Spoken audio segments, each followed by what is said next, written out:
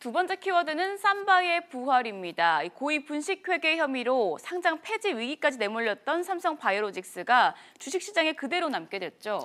네, 삼성바이오로직스가 지옥문 입구까지 갔다가 다시 살아나는 그런 모양새입니다. 어저께 정권거래소가 삼바 상장 폐지는 없다 해서 삼바를 다시 거래시키기로 했습니다. 그래서 오늘 9시부터 삼성바이오로직스는 다시 시장으로 돌아옵니다. 이 삼바는 우리나라 시가총액 8위 업체고요. 시가총액 금액만 해도 22조, 또 여기에 투자한 투자자의 수가 8만 명이 넘습니다. 그런 면에서 일단 이 주식 피해자들을 줄일 수 있게 됐다는 그런 측면에서 일단은 다행이라 하지 않을 수 없습니다.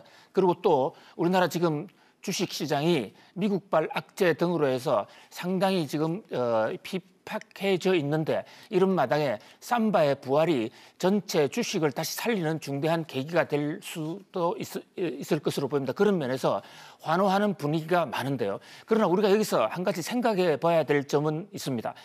지금 삼성바이오가 분식회계를 했다 하는 것은 일반 개인의 주장이 아니고 우리나라 공적 기관, 정부 기관인 금융위원회 정선위의 판단입니다. 불과 한 달 전에 정선위는 삼성바이오가 회계 분식을 했다, 고의로 분식을 했다라고 판정을 내렸습니다. 그 분식의 규모가 무려 4조 5천억 원입니다. 4조 5천억 원의 분식을 해서 어떤 경영권 승계나 통합 과정에서 이익을 봤을 것 같다라는 이런 주장인데요.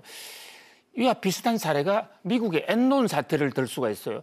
미국의 엔론도 회계 부정으로 문제가 발단이 됐습니다. 그런데 여기에 대해서는 미국이 단호하게 상장 폐지시켰습니다.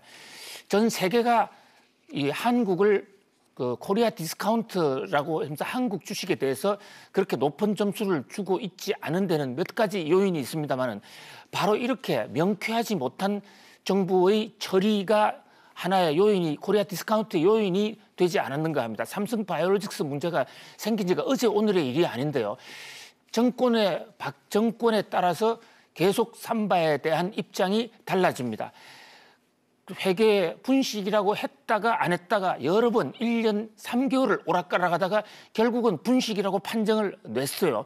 그런데 분식이라고 판정을 내놓고도 문제가 없다, 다시 상장 폐지를 취소하고 거래를 부활시킨다 이랬을 때 과연 국제적 공신력이 유지될 수 있겠느냐. 그런 면에서 이번 거래소는 삼바의 상장 폐지 취소와 관련해서 거기에 대한 그 구체적인 사유를 보다 더 분명히 내놓아야 될 것으로 보입니다. 현재 정권거래소는 회계의 투명성 면에서는 삼바가 분명히 잘못은 있었지만 현재 재무장 상태의 안전성이나 지속성 이런 면에서는 문제가 없다.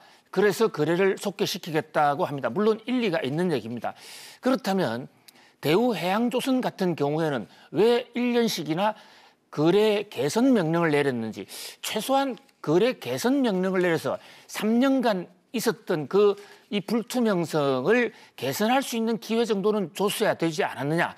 특히 참여연대를 비롯한 시민단체의 볼멘 소리가 상당히 많습니다. 사실 삼성바이오를 상장하는 것은 정권거래소가 규정까지 바꿔가면서 상장을 시켰거든요.